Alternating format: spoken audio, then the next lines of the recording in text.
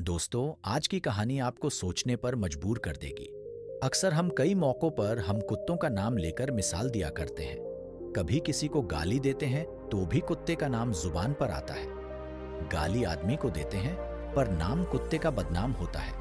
क्या कुत्ता इतना गया गुजरा जीव है? हमने उसे कभी खिलाने पिलाने के बारे में तो नहीं सोचा, चाहे कितने ही दिन से भूखा द्वार पर पड़ा हो, लेकिन हमें कभी उसका नाम इस्तेमाल करने में शर्म नहीं आती। इसलिए आपसे निवेदन है कि कृपया 10 मिनट का समय निकालकर इस कहानी को जरूर सुनें। शायद आपकी सोच बदल जाए। नमस्कार दोस्तों, स्टोरी इंस्पायर्ड चैनल पर आपका दिल से स्वागत है। अगले दिन मुकेश एक महात्मा से मिलने के लिए निकल गया। वहां पहुंचकर मुकेश ने देखा कि महात्मा अपने आश्रम में लोगों को उपदेश दे रहे थे। तभी मुकेश ने महात्मा को प्रणाम किया और कहा, गुरुदेव, मेरे मन में एक प्रश्न उठ रहा है। महात्मा ने कहा, भंते, निसंकोच होकर पूछो, आपके मन में जो भी प्रश्न उठ रहा है। तब मुकेश ने कहा, गुरुदेव, मैं यह जानना चाहता हूं कि कुत्ते को एक टुकड़ा रोटी खिलाने से मनुष्य को कौन सा फल मिलता है। तभी महात्मा ने बताया, अगर मनुष्य कुत्ते को रोटी खिलाने के 8 फायदे जान जाए तो कभी दुखी नहीं होगा। भंते, कुत्ते को एक टुकड़ा रोटी खिलाने से मनुष्य को 8 फायदे होते हैं। जो भी मनुष्य इन फायदों के बारे में जान जाता है उसका जीवन धन्य हो जाता है और उसको जीवन में कभी दुखों का सामना नहीं करना पड़ता। जो भी मनुष्य पृथ्वी लोक पर कुत्ते को एक टुकड़ा रोटी खिलाता है उसे 8 फायदे होते हैं और वह जीवन भर सुखी रहता है। उसे मृत्यु के बाद मोक्ष की प्राप्ति भी होती है। महात्मा ने कहा, भंते, तुम्हें एक कहानी सुनाता हूं, ध्यान से सुनना, फिर तुम्हें सब पता चल जाएगा। एक समय की बात है, एक काले रंग का कुत्ता था। वह बहुत ही लाचार और भूखा प्यासा था। वह गांव में सभी के घर घर जाता था, परंतु उसे कोई भी व्यक्ति रोटी का एक टुकड़ा भी नहीं देता था।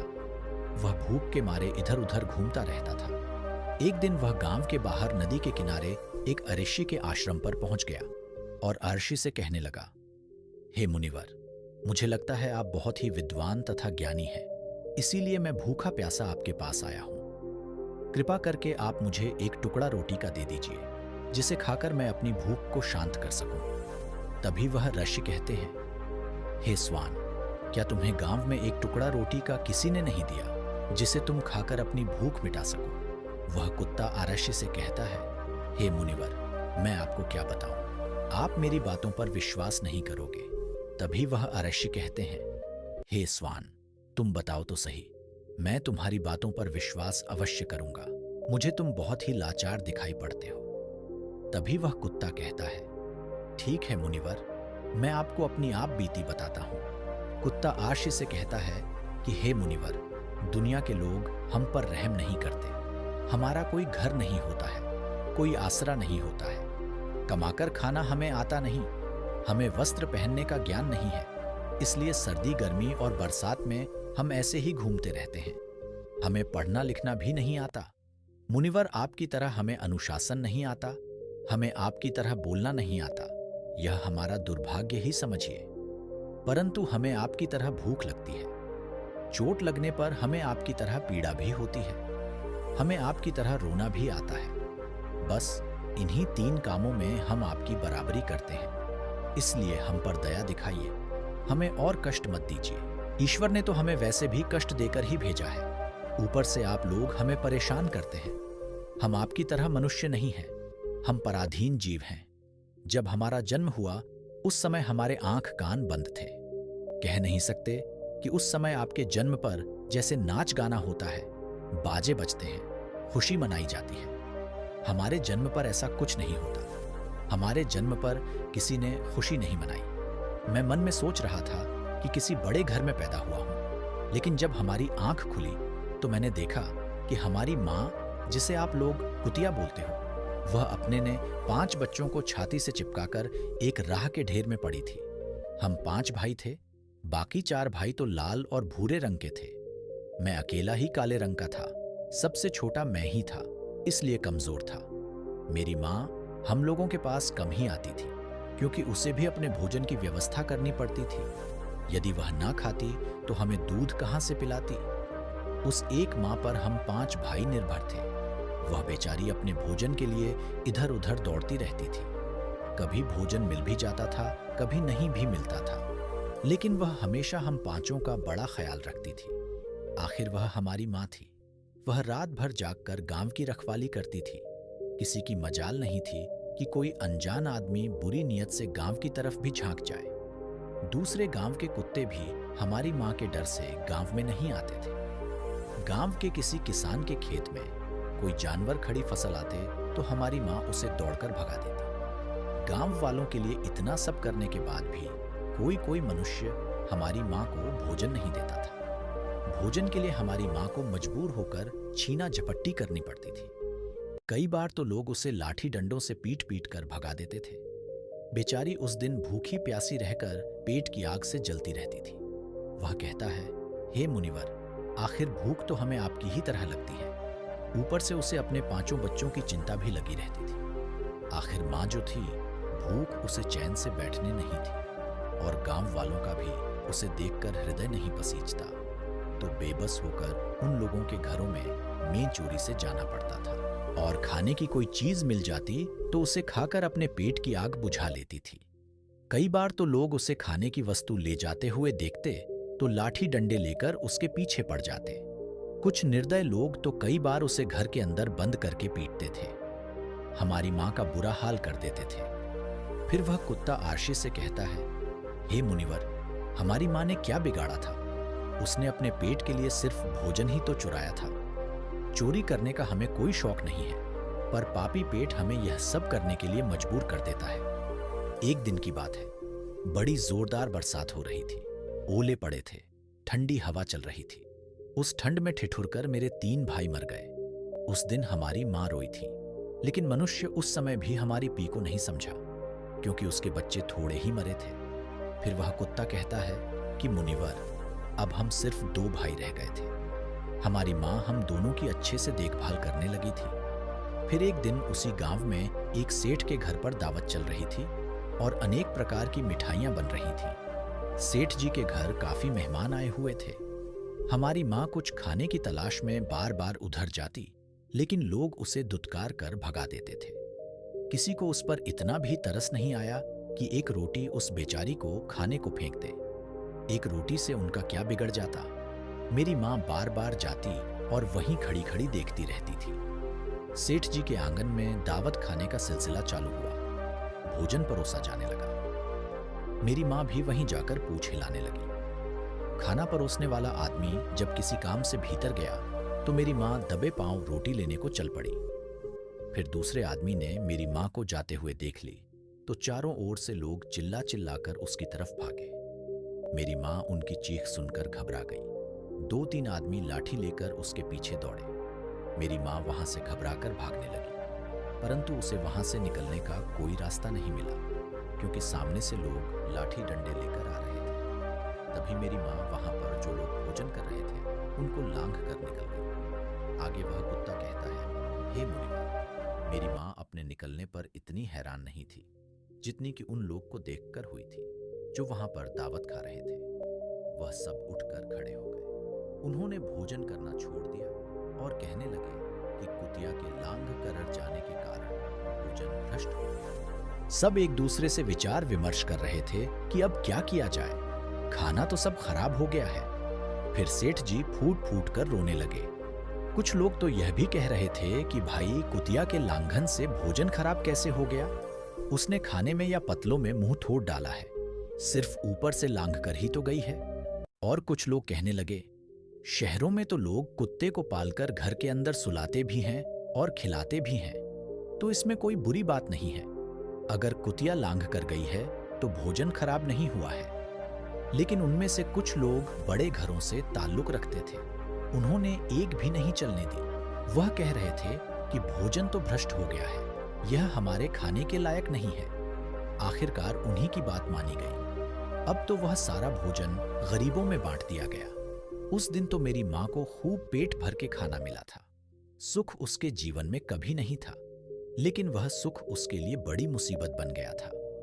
वह भोजन करके आराम से लेटी ही थी, उतने में वह सेठ डंडा लेकर वहां आ पहुंचा और उसे बुरी तरह से पीटने लगा।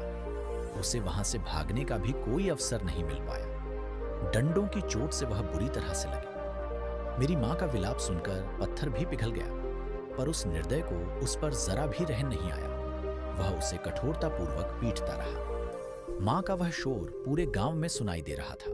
तब वहां कुछ लोग आए और उसे समझाते हुए बोले, सेठ जी जाने दो, भूख में तो आदमी की भी बुद्धि भ्रष्ट हो जाती है।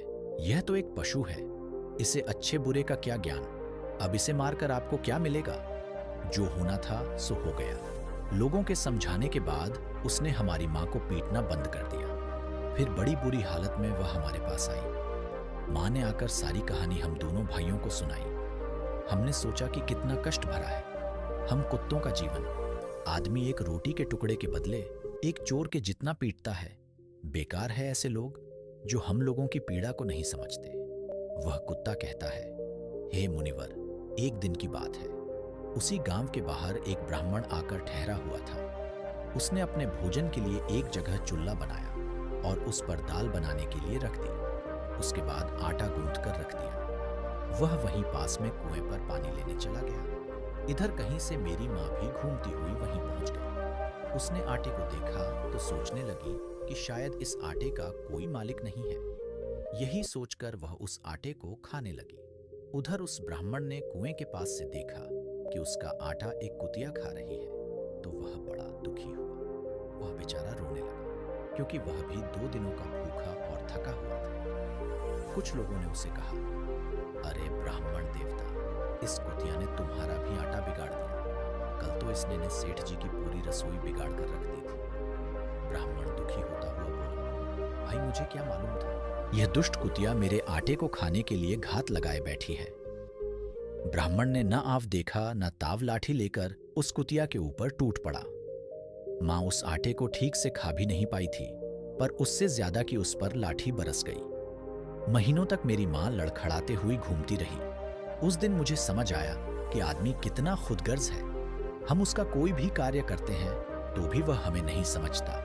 आगे वह कुत्ता कहता है, हे मुनिवर, हमारी कमी यह है कि हम उन्हीं मतलबी इंसानों के अधीन रहना चाहते हैं जो हमें कष्ट देता है, जो हमें प्यार से खिलाता है। हम उसके कितने काम आते हैं यह नहीं पता। उनके घर की रखवाली तो करते ही हैं, साथ ही साथ और भी बहुत सारे लाभ हैं जिन्हें मनुष्य नहीं जानता। महात्मा ने कहा, यदि मनुष्य कुत्ते को रोटी खिलाने के फायदे जान तो अपने जीवन में होने वाले नुकसान से बच सकता है। आज मैं आपको बताऊंगा कुत्ते को रोटी खिलाने के 8 फायदे। मनुष्य को पता नहीं है कि जब भी घर में रोटी बनाई जाती है तो सबसे पहली रोटी गौ माता की होती है और आखिरी रोटी कुत्ते की होती है। महात्मा ने कहा, ऐसा ही विधान भगवान ने बनाया था, लेकिन भगवान के बनाए उस विधान को भूलकर मनुष्य अगली और पिछली रोटी स्वयं ही खा जाता है। इसका दुष्प्रभाव उसके जीवन पर पड़ता है। कुत्ता वह प्राणी है जिसको रोटी खिलाने से मनुष्य के जीवन में पड़ने वाले ग्रहों के दोष भी दूर हो जाते हैं।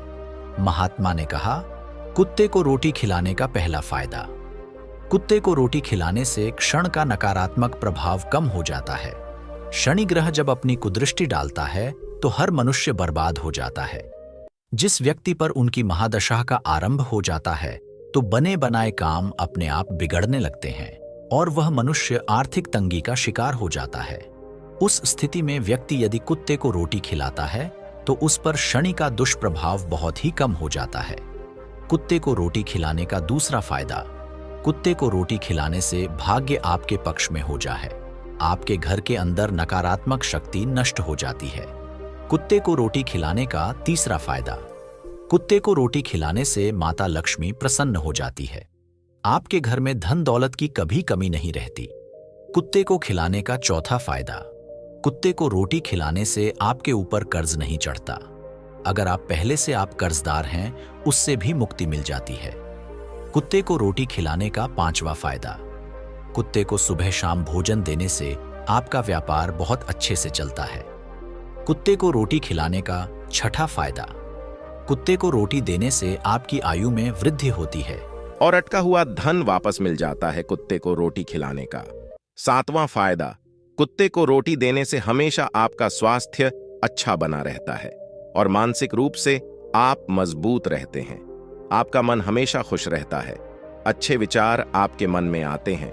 कुत्ते को रोटी खिलाने का 8वां फायदा। कुत्ते को रोटी खिलाने से भगवान प्रसन्न है, क्योंकि भगवान को समस्त जीवों की चिंता रहती है। जो समस्त जीवों पर दया रखता है, भगवान भी उस मनुष्य से हमेशा प्रसन्न रहते हैं। भगवान की कृपा सदैव उस परिवार पर बनी रहती है।